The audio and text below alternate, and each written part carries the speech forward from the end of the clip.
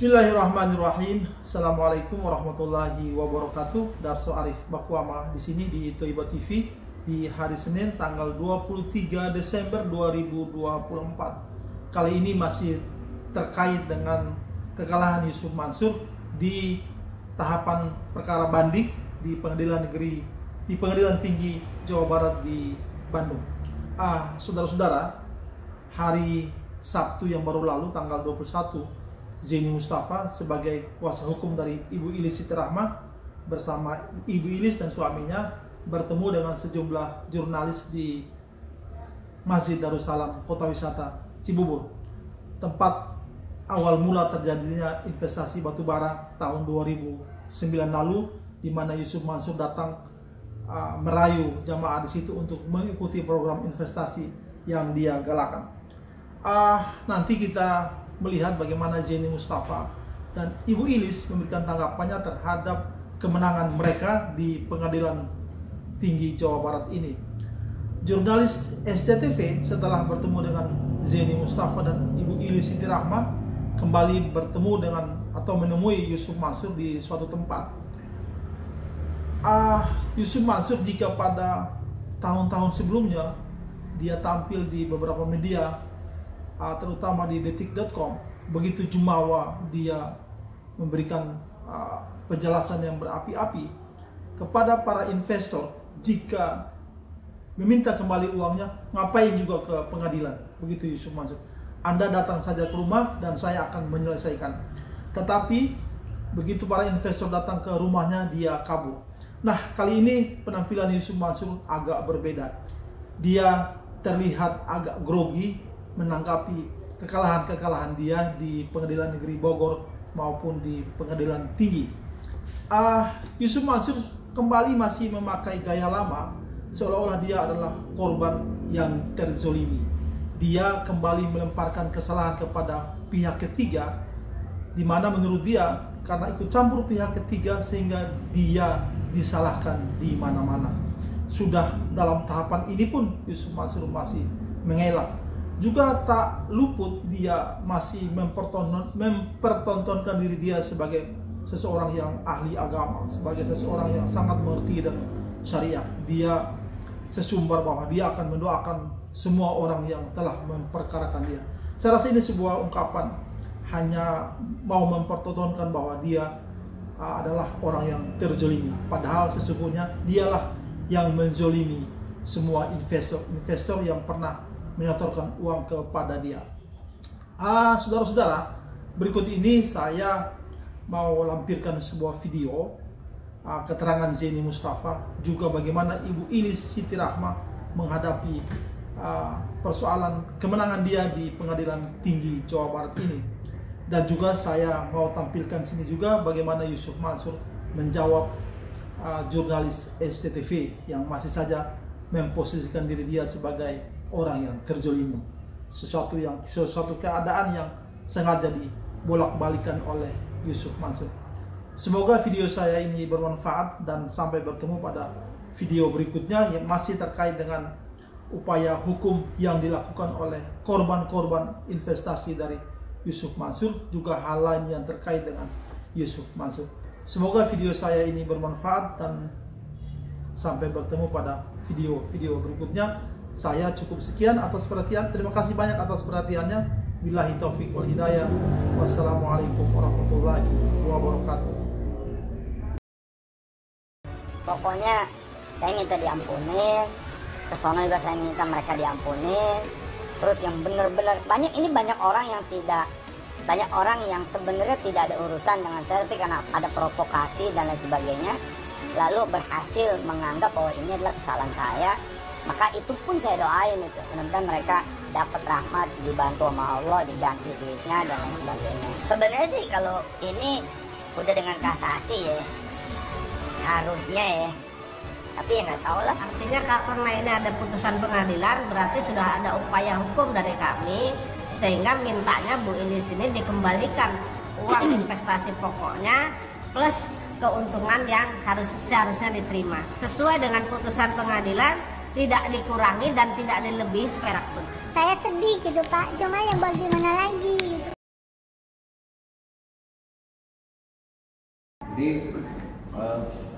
hasil ini seperti apa nih Pak yang mau disampaikan ke Yusuf Mansur seperti apa nih? Jadi petitum daripada gugatan itu intinya ya poinnya kalau pengadilan negeri, pengadilan pertama, pengadilan negeri Bogor itu menyatakan bahwa Yusuf Mansur dan kawan-kawan itu uang prestasi terhadap berkaitan dengan bisnis batu bara. Kemudian Yusuf Mansur dan kawan-kawan dihukum untuk membayar kerugian material kepada Bu Ilis selaku penggugat itu 4 miliar 75 juta. Kemudian putusan dari pengadilan tinggi itu petitumnya adalah menerima banding daripada para pembanding ya, Yusuf Mansur dan kawan-kawan, kemudian menguatkan putusan pengadilan negeri Bogor ya nomor sekian-sekian yang mana putusan itu tetap menghukum Yusuf Mansur dan kawan-kawan untuk bayar 4 miliar 75 juta tersebut gitu. Yang ikut yang berinvestasi, Pak Arif berinvestasi tapi atas nama istri. Kemudian pada saat 2009 itu menyetorkan 250 juta. 250 juta rupiah ya. Yang mana sesuai dengan perjanjian yang ada itu akan diberikan keuntungan per bulannya sebesar 10% dari 250 juta itu. Oh, jadi Bapak investasi atas nama Ibu ya? Atas nama Ibu. Nah, kalau yang kemarin yang menang di Selatan. Enggak, yang di Bandung itu? Yang di atas nama Bu Ilis. Enggak, atas nama Bu Ilis. Yang menang di menang pengadilan negeri Bogor, menang pengadilan tinggi Bandung atas nama Bu Ilis ini. Tapi investasi yang sama waktu itu, bukan? Investasi yang sama. Oh, yang itu yang sama. Batu bara juga. Yang 2009 itu, Pak. 2009. Sama nilai yang berbeda. Boleh Pak cerita dikit Pak? Sedikit aja Pak, awal kenapa mau investasi itu gimana sih Pak? Baik. Bismillahirrahmanirrahim. Assalamualaikum warahmatullahi wabarakatuh. Sedikit saya cerita mengapa saya ikut investasi batu bara. Yaitu sekitar tahun 2009 saya keluar dari suatu perusahaan dan ada sedikit uang. Kebetulan ada teman karib yang sudah ikut bergabung di investasi batu bara ini ngasih kabar ke saya. Setelah saya pelajari,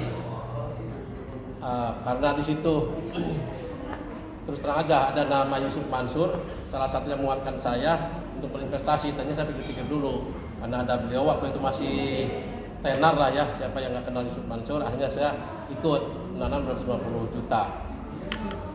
Ya udah, akhirnya ikut, tapi menikmati mungkin sekitar 3-4 kali lah, kurang lebih lah. Berarti 4 bulan.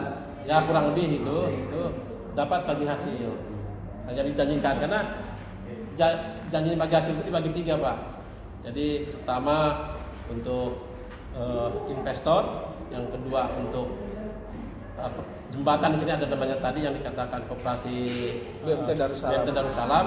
Yang ketiga untuk Darul Quran, itu salah satu atau mungkin pesantren Yusuf Mansur, di mana waktu itu saya ingat beliau itu akan ada pembibitan penghafalan Al-Quran sekitar 100.000 kalau nggak salah. Nah itu kan buat saya, wah ini investasi yang bagus. Saya dapat, ya kan, berinfak juga untuk para santri. Nah itu tambah lagi yang mengadakan salah satunya Yusuf Mansur. Gitu aja saya ikut, tapi ternyata dalam 3 atau 4 bulan kemudian itu macet sampai sekarang, tidak ada pengembalian dari janji atau bagi hasil yang dijanjikan gitu. Tapi dari yang investasi Bapak itu dengan Ibu itu beda sama yang Ibu tadi investasi yang itu beda ya Bu ya? Sama. Jadi ya, saya kan ini suami istri. Sebenarnya yang investasi itu Pak Arif, cuman di atas namakan istrinya begitu. Oh. Iya. Istri yang tercatat di kerjasama itu istri gitu. Bu gimana Bu, akhirnya kan Ibu kemarin kan putusannya kan dimenangkan. Harapan Ibu mungkin mau yang disampaikan ke Ustadz Yusuf Mansur apa? Seperti apa Bu? Saya pengen segeralah dibayarlah uangnya kembali, pokoknya dengan sesuai dengan Janji. Jadi tuntutannya seperti itu ya? Iya. 4, berapa? Ini kan sudah ada putusan pengadilan. Artinya karena ini ada putusan pengadilan, berarti sudah ada upaya hukum dari kami, sehingga mintanya Bu Ilis ini dikembalikan uang investasi pokoknya plus keuntungan yang seharusnya diterima sesuai dengan putusan pengadilan, tidak dikurangi dan tidak dilebihi seperak pun. Pak, ini kan di pengadilan tinggi kan sudah kalah lagi ya, masuk. Tapi artinya masih bisa ke MI ya. Ya, jadi itu gimana kalau kesiapan, terus ibu udah siap belum, kan bahwa berapa kali nih si Mansur nih apa ya istilahnya ya, lepas mulu gitu loh. Ya. Jadi ini nggak dapat ini nggak bayar. Jadi kalau dari saya berkaitan dengan ini ya, berkaitan dengan investasi batubara ini, kami akan melakukan ya. Ketika Yusuf Mansur nanti mengajukan kasasi, kami sangat siap. Ketika Yusuf Mansur mengajukan kasasi, kami sangat siap. Sampai dengan PK pun kami sangat siap. Artinya memang ini harus dijalankan sampai dengan adanya suatu keputusan yang berkekuatan hukum tetap begitu. Ya. Seberapa keyakinan Pak Jeremy mungkin? Karena kan ini yang dilawan nggak gampang. Ya. Kalau ya gini ya. Dari awal juga saya sudah dikasih tahu bahwa saya itu seolah-olah menabrak tembok begitu ya. Tetapi hal itu bagi saya adalah suatu perjuangan ya, amal ma'ruf nahi mungkar. Apapun rintangannya, seberat apapun kami akan mengajukan sesuai dengan alat bukti yang ada pada kami. Itu saya berkeyakinan bahwa 100% saya bisa menang. Kalau hukum tidak dibelak-belokkan dan ditegakkan secara benar dan lurus begitu ya. Kecuali ada permainan lalu hukum tidak ditegakkan secara benar, maka mungkin bisa saja putusannya negatif bagi kami. Tetapi kami akan menunjukkan. Poin pertama adalah yang saya tunjukkan adalah bahwa Yusuf Mansur itu kan pernah berbicara baik itu di media sosial maupun televisi, bahwa mereka mengatakan tidak terlibat dalam bisnis batu bara yang terjadi di Masjid Darussalam Kota Wisata ini. Nah, mereka mengatakan mereka tidak terlibat sama sekali dan mereka tidak tahu menahu. Itu yang kemudian kalau toh kami mengajukan gugatan dan lain sebagainya, menurut mereka kan mengada-ada atau membuat-buat lah begitu. Makanya saya bersikeras bahwa segala macam kami tempuh asal itu sesuai dengan ketentuan hukum dan syariat Islam. Yang pertama, ketika Yusuf Mansur mengatakan tidak terlibat dalam permasalahan itu, Yusuf Mansur kami undang ke Masjid Darussalam ini untuk melakukan mubahalah. Ternyata tidak mau. Kemudian kami juga pernah datang ke tempatnya Yusuf Mansur sebanyak 2 kali dan bersurat terlebih dahulu, ayo kita selesaikan permasalahan ini. Dan 2 kali kami ke sana bersama jamaah Masjid Darussalam, itu mereka justru tidak berada di tempat. Dan akhirnya pada kunjungan kami yang kedua itu untuk meyakinkan publik bahwa kami adalah sebagai korban investasi bisnis batubara yang digalang oleh Yusuf Mansur itu, kami melakukan mubahalah di jalan depan rumah Yusuf Mansur gitu. Jadi kami tidak main-main, artinya kami ingin mensucikan, ingin memberitahukan bahwa jamaah Masjid Darussalam itu tidak berbohong. Benar adanya investasi batu bara yang merugikan jamaah Masjid Darussalam. Kalau Yusuf Mansur membantah tidak terlibat dan seterusnya, makanya kami akan buktikan itu. Gitu. Nah, berkaitan dengan itu kan Yusuf Mansur kami ajak bermubahalah dimanapun ya, dimanapun. Jangankan di Indonesia, jangankan di masjid mana, di depan Ka'bah pun kami berani bermubahalah itu.